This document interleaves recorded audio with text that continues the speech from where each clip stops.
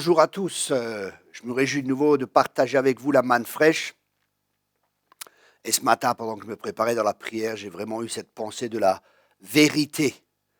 Et la vérité, c'est vraiment une puissance qui a une capacité. Et la capacité de la vérité, c'est de nous rendre libres. Jésus a dit, vous connaîtrez la vérité et la vérité vous rendra libre. D'autres traductions disent, vous connaîtrez la vérité et la vérité fera de vous des hommes libres. Donc, on voit que la vérité, c'est une puissance qui a la capacité de nous rendre libres.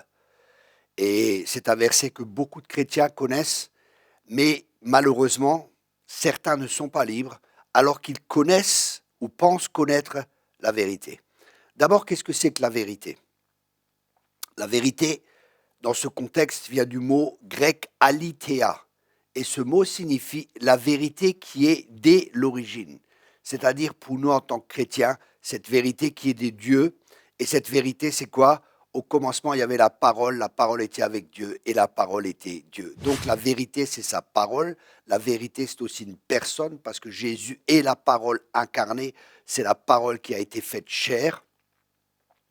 Donc connaître Jésus va nous rendre libres. Mais ce n'est pas juste une connaissance intellectuelle de cette vérité, c'est une connaissance que l'on vit, où il s'est incarné en nous et où il peut vivre à travers nous de plus en plus.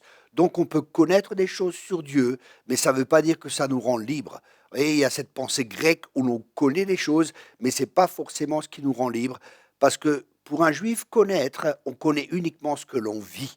Et c'est pour ça que c'est tellement important uniquement la vérité que nous connaissons et que nous vivons, que nous acceptons, que nous assimilons et que nous vivons, c'est celle-là qui nous rendra libres. Et la vérité vient toujours par une révélation, c'est toujours un voile qui est ôté, et là on commence à voir quelque chose qu'on ne voyait pas au préalable. Et cette vérité, elle a cette capacité de nous rendre libres. Pourquoi? Parce qu'elle nous aide à découvrir, à voir les mensonges qui sont des fois profondément enfuis en nous, qui sont même des fois des styles de vie dont on n'est même pas conscient. Et Dieu nous travaille, et c'est intéressant, quand Dieu nous travaille, il nous demande d'abord de nous dévêtir du vieil homme avant de revêtir l'homme nouveau. Et nous dévêtir du vieil homme, c'est se débarrasser des mensonges et recevoir la vérité qui fera de nous des hommes libres. Il y a plusieurs années, il m'a parlé de faire une école biblique par correspondance. Et j'ai beaucoup de témoignages, même des pasteurs qui ont fait cette école, plusieurs pasteurs en France et dans d'autres pays francophones qui ont fait cette école et ça a vraiment changé et impacté leur vie. Je vous encourage vraiment à investir dans cette école, à investir dans votre propre vie parce que vous allez investir dans l'éternité.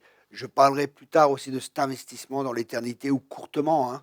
C'est intéressant parce que le buisson ardent n'a pas brûlé. Et je crois que le buisson ardent, cette nuit, j'étais en prière vraiment, et c'est aussi le caractère. Le caractère, il va passer par le feu, et c'est ce qu'il va rester. C'est le caractère de Christ en nous, et cette école est là justement aussi pour vous aider à travers la vérité qui est communiquée, à travers la révélation qui est communiquée, à faire de vous des personnes libres. Je vous souhaite à tous une bonne journée. On se revoit la semaine prochaine pour une nouvelle manne fraîche. Soyez tous abondamment bénis. C'est ma prière pour vous, que vous soyez libres et que vous restez libres.